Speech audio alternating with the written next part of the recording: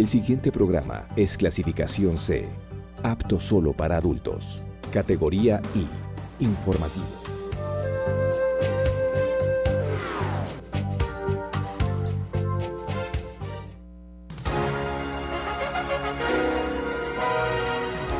Televisión Manabita presenta TV Noticias al cierre.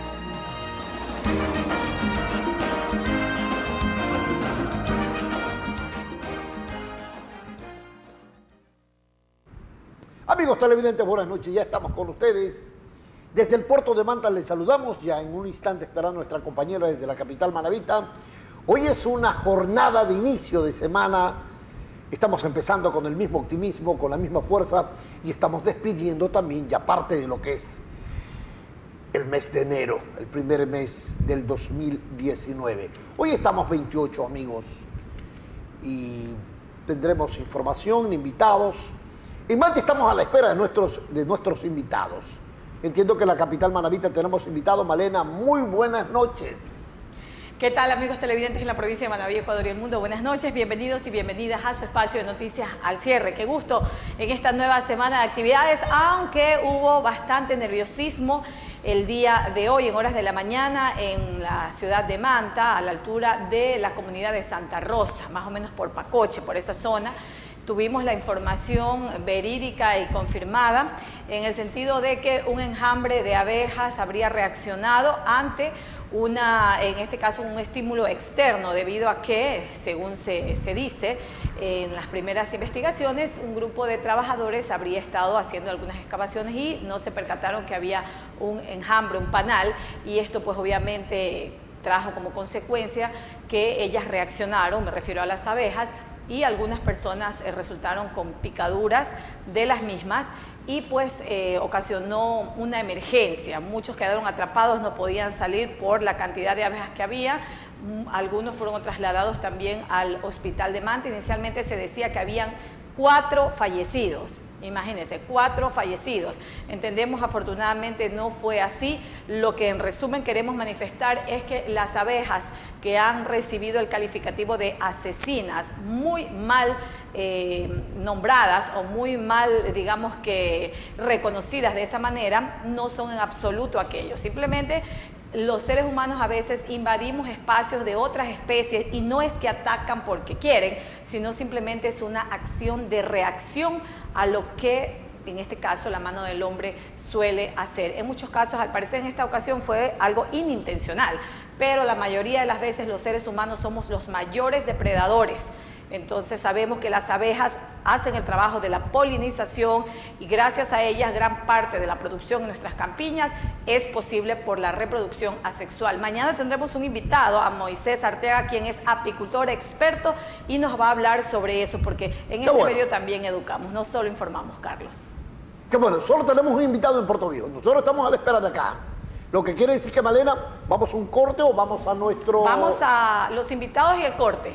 ¿Cuántos invitados tiene Manta? Estamos esperando. En Puerto Viejo? Estamos esperando, no los tengo sentados aún todavía, Malena. En Puerto Viejo entonces anuncian los invitados y nos vamos al corte para regresar mientras llegan los suyos. En Puerto Viejo está el abogado Vicente Isurieta, él es candidato a alcalde de la ciudad de Puerto Viejo por lista 23, Suma.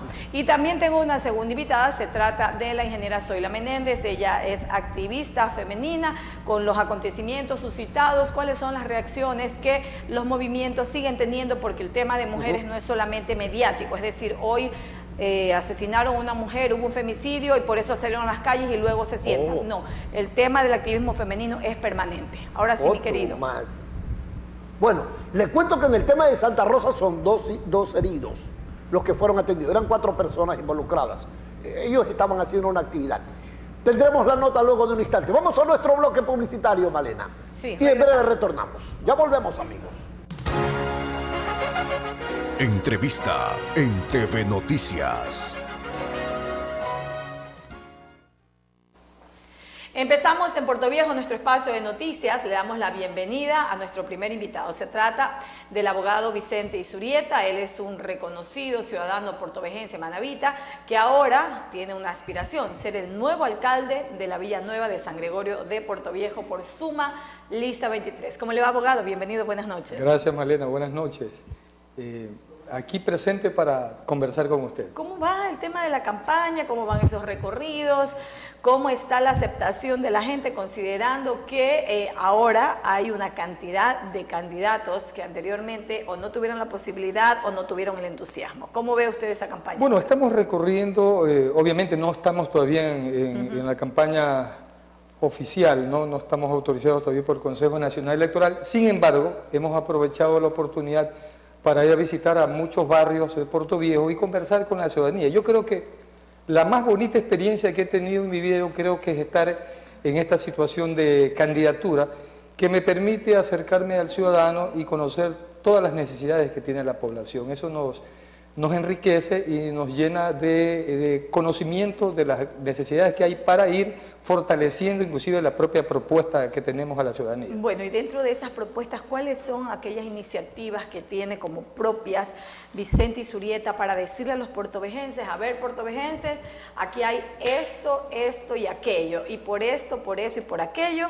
necesito el voto de ustedes? Bueno, hemos elaborado un plan de trabajo que se resume en 3 ejes importantes, ¿no? El primero, producción y empleo; el segundo, seguridad; y el tercero, salud e inclusión social.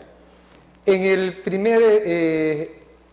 la primera parte hemos considerado que es necesario generar un nuevo modelo de desarrollo para Puerto Viejo que le permita recuperar su categoría de primer centro de comercio y de servicio, que es lo que ha sido Puerto Viejo a través de todos estos años. ¿Que lo ha perdido debido a qué, según su criterio? Bueno, lo ha perdido por las malas políticas implantadas desde el gobierno central y también de las administraciones municipales.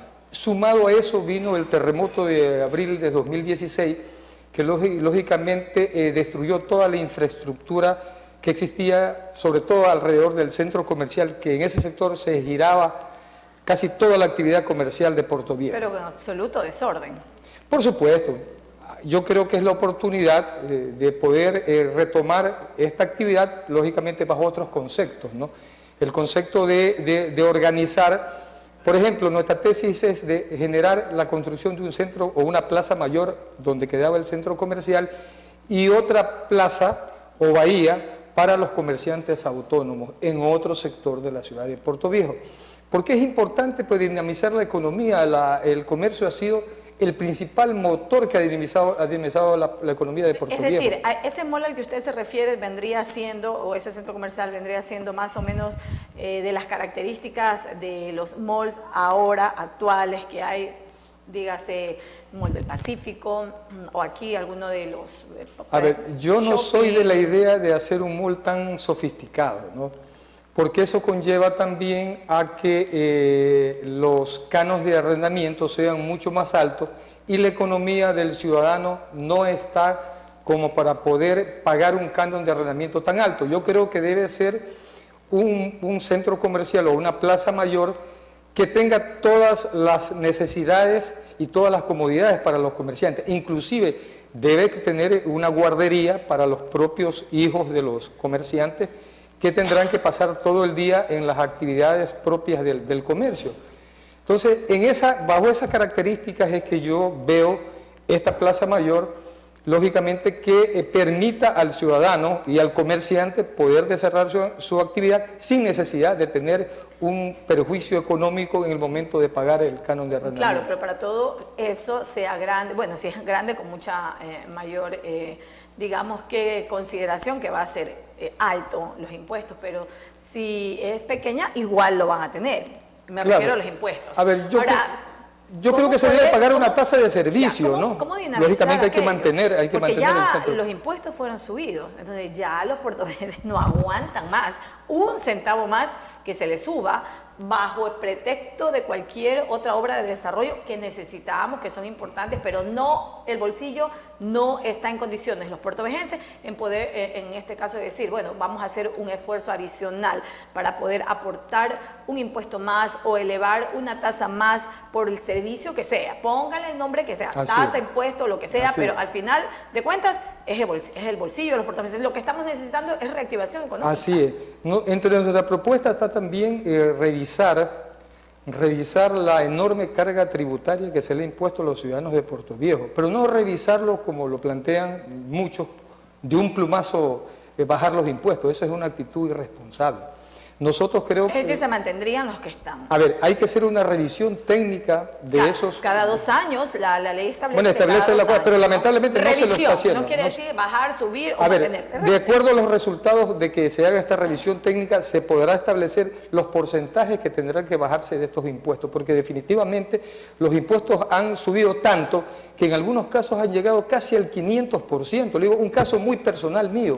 En Crucita yo tengo un terreno en el sector de los Arenales, que en el 2017 pagaba algo así como $54. Ahora. Y en el 2018 fui a pagar $624. Wow. O sea, hay un incremento de más del 500%. No una hubo barbaridad. alguna pues. confusión, usted se acercó. No, por supuesto, hice una reclamación por la vía administrativa y me hicieron ahí una explicación media técnica que no la entendí. O sea, tiene razón, pero igual va preso. Pero igual va preso. Ya. Mire, que ocurre una situación muy peculiar, por decirlo menos, en Puerto Viejo. Es la única ciudad del país donde los avalúos municipales son superiores a los avalúos comerciales. Terrible. En el momento que usted va a realizar una transacción mercantil, una compraventa, resulta que los impuestos le salen sumamente elevados porque se tienen que pagar de acuerdo al avalúo municipal y no al avalúo comercial. Nosotros somos abogados y sabemos que una compraventa es un acuerdo entre las partes. Yo le vendo a mi hija, lógicamente no le voy a vender al mismo precio comercial, sino que le voy a vender a un valor mucho más bajo. Sin embargo, no se toma en consideración ese avalúo y se cobra el valor de los impuestos, en este caso alcabalas adicionales, de acuerdo al avalúo municipal, que siempre en Puerto Viejo es sumamente más alto que el avalúo comercial. Bueno, entonces, siendo así, si hablamos del tema tributario, por decirlo, ustedes harían una revisión. Por supuesto, vamos a hacer una revisión técnica para establecer cuáles son los niveles de sobrevaloración de los predios, para de esta forma proceder a bajarlos. Obviamente ahí quedaría una especie de brecha presupuestaria, porque el presupuesto, usted sabe que tiene 2 fuentes. La fuente de los impuestos y la fuente de los recursos entregados por el Estado. Ok, entonces, yo le pregunto algo, más allá de los ejes a los cuales usted está haciendo referencia, ya para un poco ir culminando. El actual alcalde o la administración municipal ha tenido un oneroso, no sé, gasto, inversión. Bueno, yo creo que ahí la toma dependiendo de quién la escucha, ¿no? Relacionado con estudios de factibilidad, de proyectos. De aquí al 2035 es la proyección que ha hecho, según dice el alcalde actual, que está para la reelección, el ingeniero Casanova, para el desarrollo de la ciudad. Pregunto, si los puertovejenses le dan la posibilidad a usted de ser el nuevo alcalde de la ciudad de Puerto Viejo, ¿qué van a pasar con esos proyectos que nos han costado mucho dinero a los puertovejenses y que, a decir, repito, el actual alcalde, tienen una proyección de 2035? Hasta el 2035. De la cifra que tengo, de la información que tengo, se han invertido aproximadamente cerca de 12 millones en estos estudios, ¿no? Entonces hay que hacerle la pregunta al propio alcalde, ¿qué ha generado estos estudios? Supuestamente el mercado número 1, que está en construcción, es una obra no municipal, sino con recursos de la Ley de Solidaridad. Resulta que ha pasado algún tiempo y los estudios no determinaron el presupuesto actual que va a tener el mercado. Es decir, ¿qué está pasando? O sea, no están bien hechos los estudios, porque resulta que en este momento hay un déficit de aproximadamente $2.400.000, que es lo que están pidiendo los ejecutores de la obra para terminar esta obra. Entonces, es decir, o los estudios están mal hechos o definitivamente los cálculos no son los más adecuados. Pero le replanteo la pregunta para así ser muy generales y no especificar, correcto, por cuestión de tiempo. Con todo y eso, ¿usted reconsideraría o consideraría, mantendría los proyectos que ha hecho el alcalde? Los proyectos... Por caros y por importantes y también por muy particulares y singulares, en el sentido de que hay algunos proyectos que son, por decir, bastante novedosos. Claro. A ver, hay una inversión fuerte en proyectos y definitivamente no se los puede tirar al tacho de la basura. Entonces hay que hacer una revisión escogeremos un equipo de técnicos que se encargue de revisar los proyectos que tengan mayor viabilidad y lógicamente hay que darle continuidad a esos proyectos. Bien. Al igual que las obras que la ha ejecutado la actual administración municipal, muchas de las cuales quizás no estemos de acuerdo, pero son obras que ya están ejecutadas. Como por ejemplo los parques. Por ejemplo, los que parques. no eran prioridad, pero que no los teníamos y que sí han servido de un referente, porque antes solamente un centro comercial, que era uno que había el shopping, y de ahí no teníamos nada más que mostrar. Así No es. porque no hubiera un Así potencial, sino que simplemente no se había desarrollado el mismo. Entonces ahora por lo menos alguien viene y dice, vamos acá. Sí, por poner un ejemplo. no, los parques los disfrutamos Mantener todos. O sea, un parque cuesta es dinero. difícil, miren, no sé si quién le dijo a la actual administración municipal que los parques son autosustentables. Ningún parque en el mundo es autosustentable. Los parques generan déficit en los presupuestos. Es decir, que hay que buscar en este momento recursos para poder mantener, para darle mantenimiento a estos parques. Habrá que buscar a través de la empresa privada qué recursos se consigue para darle mantenimiento y seguimiento a muchas de las obras construidas por la actual administración Hoy me municipal. salta la duda de lo que está tan de moda y todo el mundo habla, las famosas concesiones. Gracias, A usted, abogado, Malena, por la haber estado invitación. acá. En Muy otra amable. oportunidad seguiremos ampliando Seguro. esas propuestas que Gracias. da a conocer a los puertovejenses. Como aspirante a la alcaldía de Puerto Viejo, el abogado Vicente Isurieta por Suma Lista 23. Vamos a la pausa y regresamos. Entrevista en TV Noticias. De regreso ya estamos enganchándonos también a través de nuestras plataformas virtuales en Facebook, en tiempo real, en todo el mundo. Qué felicidad saber que ustedes están allí escuchándonos, viéndonos y nosotros a ustedes les estamos mirando, claro que sí. Estamos llevándoles nuestras entrevistas, nuestras notas informativas y las personas, hombres y mujeres que vienen hasta el estudio de Televisión Manavita a darnos a conocer desde diferentes temas sus ópticas, sus puntos de vista, sus opiniones, etcétera. Hace una semana y media, casi dos, algunos hechos violentos se suscitaron en contra de las mujeres, de dos en especial, solo por nombrar, porque luego de eso hubo también otro femicidio en el cual encontraron a una mujer cercenada, descuartizada en varias fundas, en Guayaquil me parece que fue, pero el tema es que la violencia contra las mujeres no para. Alguien me decía, pero bueno, ¿por qué están matando de esta manera a las mujeres? ¿Qué es lo que pasa? ¿Quieren acabar con la humanidad? Me decía otra mujer un poco nerviosa, quieren que se acabe la especie humana, ¿qué es lo que le está pasando a los hombres? Pero no son a todos afortunadamente. Para hablar de este y otros temas, le damos la bienvenida a la ingeniera Zoila Menéndez, activista femenina, una mujer que ha luchado durante muchísimos años por este tema. ¿Cómo le va, ingeniera? Bienvenida, buenas noches. Buenas noches, Malena, buenas noches a todos los televidentes de Canal 30. Gracias por la invitación. Aquí estamos para conversar un poco de aquello que nos duele. ¿Qué es lo que está pasando en la sociedad, Zoila? Usted que ha venido durante muchísimo tiempo, decía al inicio de esta entrevista, trabajando en temas de mujeres, trabajando con otro grupo de mujeres a nivel nacional y a nivel local, obviamente, que permanentemente están activando. Decíamos, el tema de las marchas no es una situación mediática, no es que hoy matan a una mujer, hoy violan a una mujer, entonces salen las feministas en espíritu de cuerpo. Aquí no es espíritu de cuerpo, aquí es un tema de derechos humanos, aquí es un tema de respeto, de igualdad, de equilibrio, de equidad. Pero ¿qué pasa en la sociedad, ingeniera, respecto en este caso, al comportamiento humano, en este caso al comportamiento de aquel que la ama, que la quiere, que la adore, que la prefiere muerta antes que verla de otra? Más o menos por allí va el asunto. Bueno, Malena, diría que la sociedad es así, ¿no? Que espera hechos extremos para reaccionar. Nosotros a través del tiempo y a través de los años estamos trabajando en contra de algo que hemos dicho todos los días que mata, y que es el machismo. Esta construcción que se da y que está arraigada en todos los espacios, no solamente en el espacio público, sino sobre todo en el privado, en la casa. Ahí se construye el machismo, ahí se construyen las inequidades entre hombres y las mujeres. Y ese ejercicio de poder es el que llega al extremo y mata.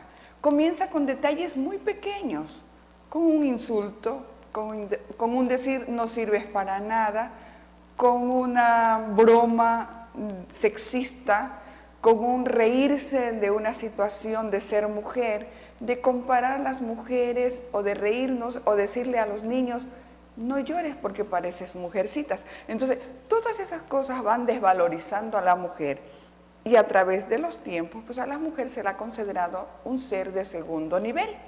Es decir, las mujeres no teníamos derechos humanos. Cada vez que hemos avanzado, nos ha costado vidas, nos ha costado sacrificio, nos ha costado lucha, nos ha costado salir a las calles a defender, ser injuriadas, a defender un derecho que es inherente a los seres humanos y sin embargo, pues no habían derechos humanos para las mujeres. Entonces, esta ha sido una construcción a través del tiempo de estas inequidades que han valorizado el ser hombre y han desvalorizado o puesto en segundo plano el ser mujer. Esas diferencias llegan y muchas veces llegan a estos extremos, a lo que se llama feminicidio para nosotras.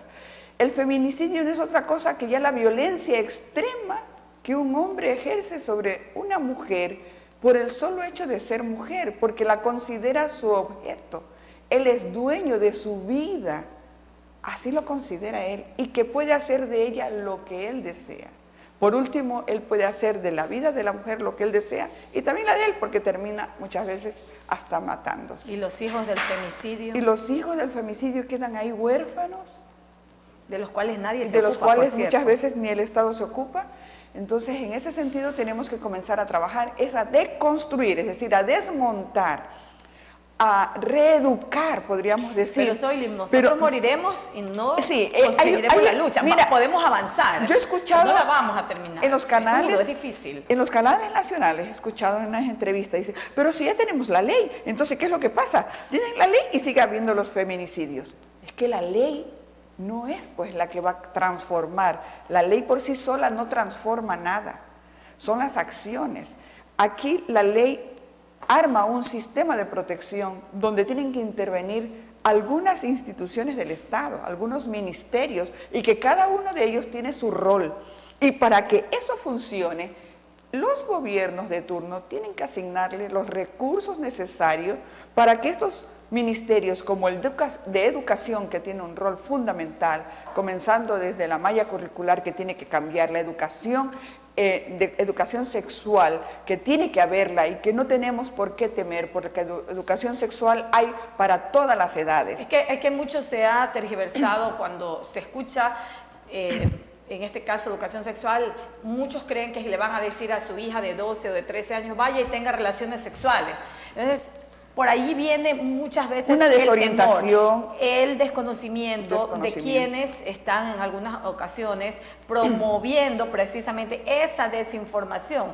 No sé si por temor, por ignorancia o de mala fe. Se me hace difícil creer que de mala fe alguien lo pueda hacer. Más bien pienso que puede venir por el tema de la ignorancia. Mira, el ejercicio del poder a veces está en manos de machistas, manos de, tenemos un sistema, esto es sistemático, es una estructura, podríamos decir, y desmontar esa estructura va a llevar tiempo. Mientras tanto, ¿qué es lo que tenemos que hacer nosotros, y nosotras y nosotros, hombres y mujeres? Mirarnos al espejo, mirarnos, lo que yo siempre digo, mirarnos y ver cómo yo estoy contribuyendo a seguir construyendo estereotipos violentos. ¿Qué hago yo? ¿Cuál es mi ejemplo? ¿Qué le digo a mi hija? ¿Qué le digo a mi hijo? ¿Qué diferencia hago en ellos para que se dé esta inequidad desde el inicio de su formación en la casa? Así es. Y luego en los espacios públicos. Porque si tú ves en las unidades educativas, porque nuestros hijos, usted, Zoily, que es mamá, y ustedes, amigos televidentes, madres y padres, les ha pasado muchas veces, primero que los hijos pasan muchísimo tiempo en las unidades educativas, y más si papá o mamá trabaja, pocas veces, ya a veces las últimas horas de la noche es que tienen una convivencia. Y aún habiendo la convivencia permanente cuando la madre no trabaja fuera, pero trabaja dentro en la casa, con sus hijos y con su familia, resulta que los niños vienen con alguna tarea de la escuela, ¿no? Y le dicen, bueno, la bolita se hace de izquierda a derecha, ¿no? Se me ocurre una idea para ejemplificar. Y el niño, usted como mamá le dice, la bolita se hace de izquierda a derecha. Y el niño le dice, no mamá, la bolita se hace de derecha a izquierda. Porque así dijo la tía, ahora le dicen tía, ¿no? Sí, o miss. Así dijo la tía, así dijo la miss. Y es lo que dijo la tía, es lo que dijo la Miss, no es lo que dice la mamá, que puede estar en muchas ocasiones equivocada la maestra, pero es así. Entonces, por eso es tan importante que en las unidades educativas comience a haber una educación realmente integral, y hemos escuchado que va a haber aquella modificación o aquella reforma en la malla. Eso sería sumamente importante. O sea, se está trabajando en eso. Yo creo que el Estado, a través de este gobierno, está trabajando en la modificación de las mallas curriculares, está trabajando también en crear campañas para desmontar esta cultura patriarcal. Tenemos ya la Secretaría de Derechos Humanos, donde están compañeras de los movimientos de mujeres también contribuyendo a que esto comience ya a tener cuerpo y se comience a viabilizar la ley, que sea más operativa, que realmente llegue a los territorios, porque eso es lo que queremos, que la ley comience ya a sentirse en los territorios, que los tenientes políticos den medidas de protección, porque sabemos que no lo están dando. Entonces las mujeres tienen miedo de ir y denunciar un caso de violencia y esperan que ya haya este tipo de feminicidio, porque es de la violencia extrema, para recién reaccionar. Que los consejos, que las juntas cantonales de protección de derechos estén completas. Hay municipios, hay GAT que solamente tienen 2 o un miembro de la Junta Cantonal de Protección de Derechos. ¿Cómo puede tomar una medida una junta con un miembro? Imposible. Tienen que ser 3 los miembros para poder tomar medidas de protección a casos de violencia de género, violencias contra las mujeres. Y darle la celeridad que el caso amerita. La celeridad del caso amerita, y eso también va para las unidades de unidades judiciales, que las unidades judiciales deben mantener el protocolo, la privacidad de las usuarias, porque tengo entendido que a lo mejor no se está llevando esto, sino por dicho de algunas mujeres también que nos han comentado que las ingresan directamente y no entran realmente por la puerta que deben ingresar para mantener su privacidad. Las revictimizan. Las revictimizan, exactamente. Así es, tremendo. Pero bueno, la lucha continúa, Zoily. Así es, continuamos. Esto de salir a las calles tanto no es mediático. No, en los espacios de sensibilización y en las calles también, para proteger, para sentirnos unidas y para decirle a la sociedad que todos tenemos que contribuir al cambio de esta estructura patriarcal, machista que mata. Seguimos en la lucha. Seguimos. Gracias. Gracias a la ingeniera Zoila Menéndez, activista femenina y pues coordinadora del colectivo Tejedora Manavita, quien ha hecho también un papel y sigue haciendo un papel importante con varias organizaciones de toda la provincia, y también se hace a nivel nacional con otras compañeras de lucha. Vamos a nuestra pausa publicitaria y ya regresamos.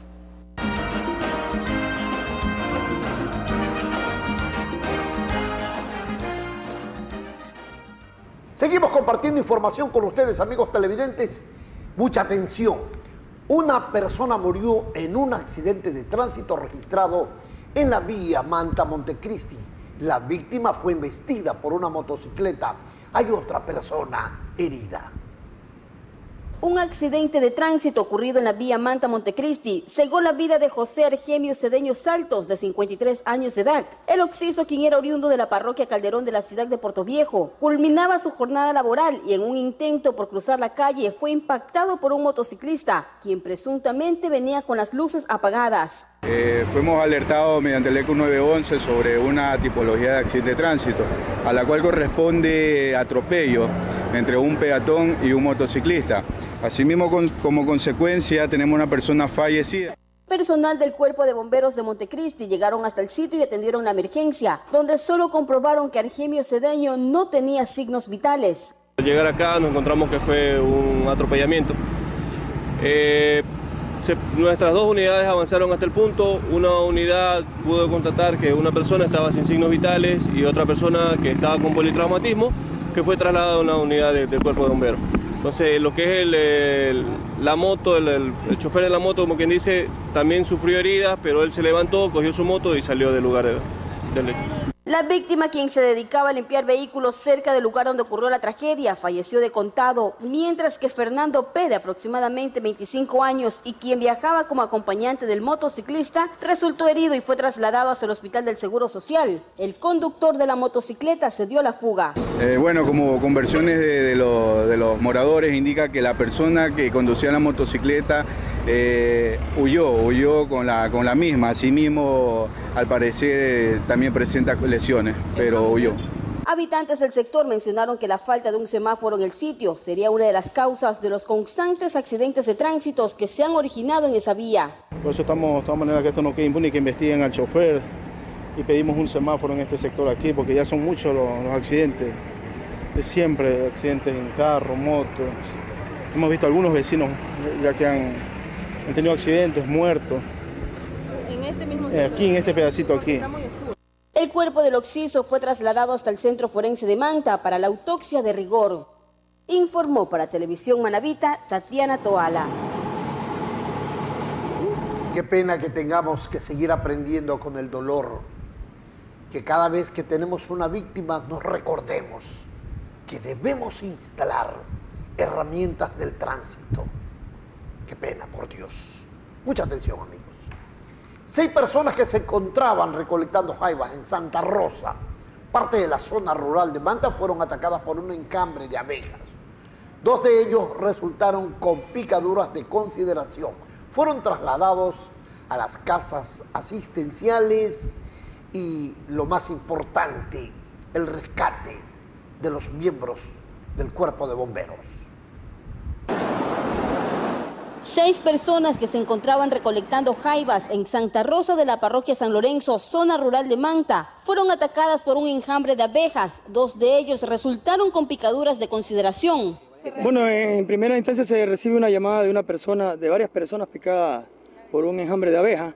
Hemos llegado hasta el punto con el material apropiado para hacer la tarea, pero se nos traspapela la información hasta que llegamos al sitio que nos encontramos con que ahora es un rescate. Entonces, dentro de este rescate nos tocó caminar por un sendero, abriendo trochas, abriendo espacio, evitando encontrarnos con las abejas, que de hecho se encuentran todavía en una llanta. Hay que hacer el trabajo de retiro. Y bajando ya nos encontramos con una pendiente de 30 metros, que es por donde han saltado las personas que fueron atacadas por el enjambre. El rescate de los 2 afectados fue realizado por el Cuerpo de Bomberos de Manta, luego de la ubicación de las personas quienes se encontraban atrapadas dentro de un barranco en una pendiente. Tuvieron que maniobrar para poder bajarlos de un risco de casi más de 15 metros de altura. Ellos saltan, y es saltando una pared 2 veces más que esta pared que vemos acá al final de la playa, es 2 veces más alto. Un riesgo. Entonces es un riesgo. Ellos salen a la velocidad y se encuentran con nada, entonces caen al abismo. Entonces por eso también presentan algunos cortes que se puede evidenciar a... Un patrullero de la Policía Nacional, un vehículo especial de rescate, una ambulancia y una unidad de material pertenecientes al Cuerpo de Bomberos de la localidad fueron las unidades de rescate que se utilizaron para atender la emergencia. El personal de bomberos, el rescatista llegaron con ambulancia y unidad de rescate a bajar donde estaban los pacientes. Efectivamente se encontraron con 3 pacientes que estaban con picaduras de abeja. Realmente, sí, pero realmente la extracción de los pacientes es bien complicada porque es un cerro que tiene 2 partes en las cuales están bajando ahorita desde el primer lugar donde estaban y va a ser extraído hasta aquí por la playa. Una vez culminado el rescate, los pacientes fueron trasladados hasta el Hospital Rodríguez Zambrano para su respectiva atención médica. Informó para Televisión Manabita Tatiana Toala. Y ahora cambiamos de tema. En el ámbito internacional, las protestas antigubernamentales que se han suscitado en Venezuela durante la última semana han dejado un saldo de aproximadamente 35 muertes y unos 850 detenidos, según el balance presentado este lunes por varias organizaciones no gubernamentales. Una relativa calma sigue reinando en las calles de Venezuela, pese a las recientes denuncias de unos 80 menores detenidos y en general de unas 800 detenciones en la última semana. Y es que da la impresión que los venezolanos están confiados en los pasos que está dando Juan Guaidó, el autoproclamado presidente de Venezuela, quien dijo además que al interior del gobierno de Nicolás Maduro ya están derrotados. De hecho, en la locución que tuvo ayer a través de sus redes sociales, invitó a una protesta este miércoles cerca de los lugares de trabajo y de las casas y a una gran marcha el próximo sábado. Todo esto pasa mientras se mantiene el silencio de los medios locales venezolanos en cuanto a las informaciones que suceden del lado opositor. Al mismo tiempo, el canciller Jorge Arriaza volvió a llamar al diálogo. Informó para Agencia F desde Caracas, Venezuela, Maureen Barriga.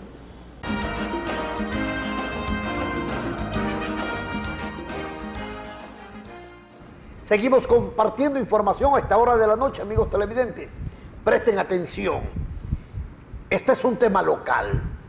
El estado actual del proyecto PRISA en la ciudad de Manta, las redes de soterramiento en Bahía de Caracas y las inconsistencias en el contrato son las grandes interrogantes que se plantean los ciudadanos, además los medios de comunicación, que hemos intentado entrevistar por varias ocasiones al nuevo gerente de esta entidad, y precisamente este lunes acudimos nuevamente, pero, oh sorpresa, sus oficinas en Manta estaban desocupadas.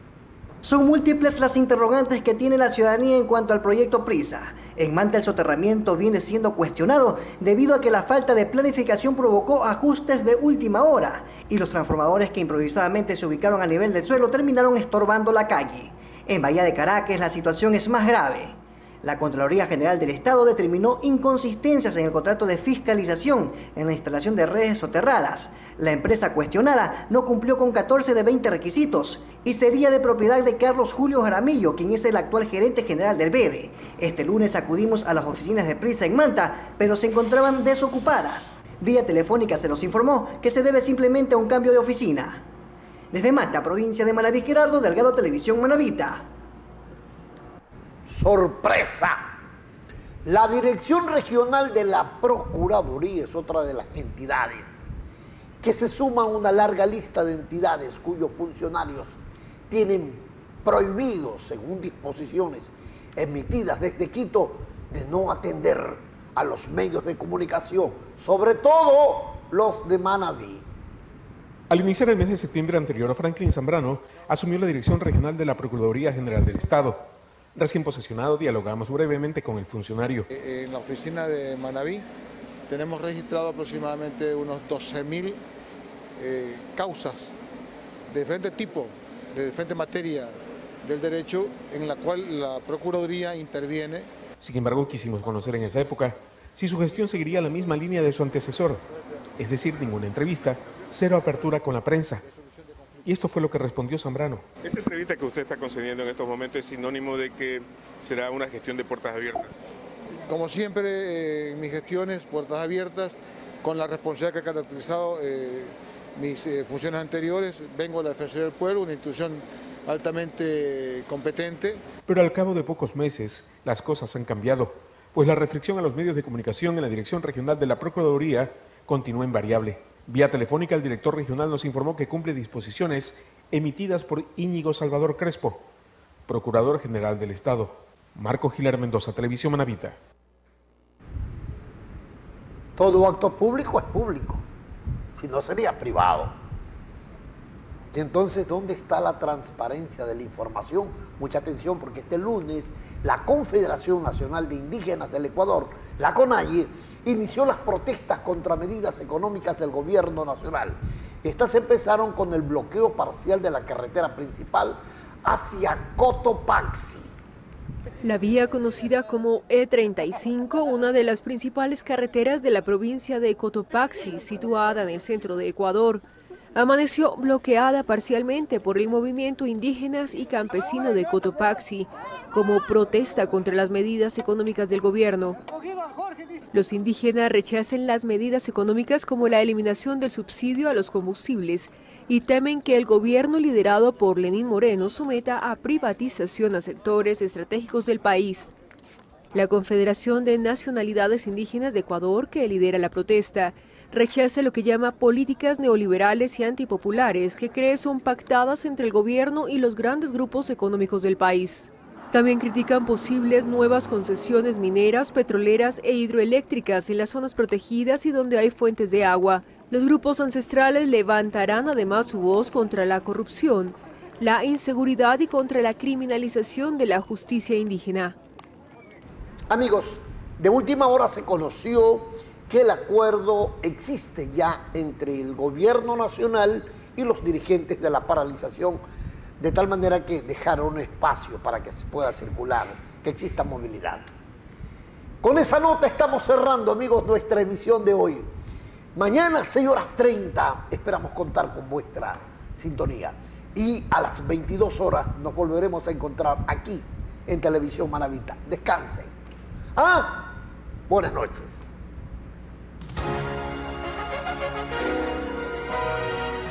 Televisión Manavita presentó TV Noticias al cierre.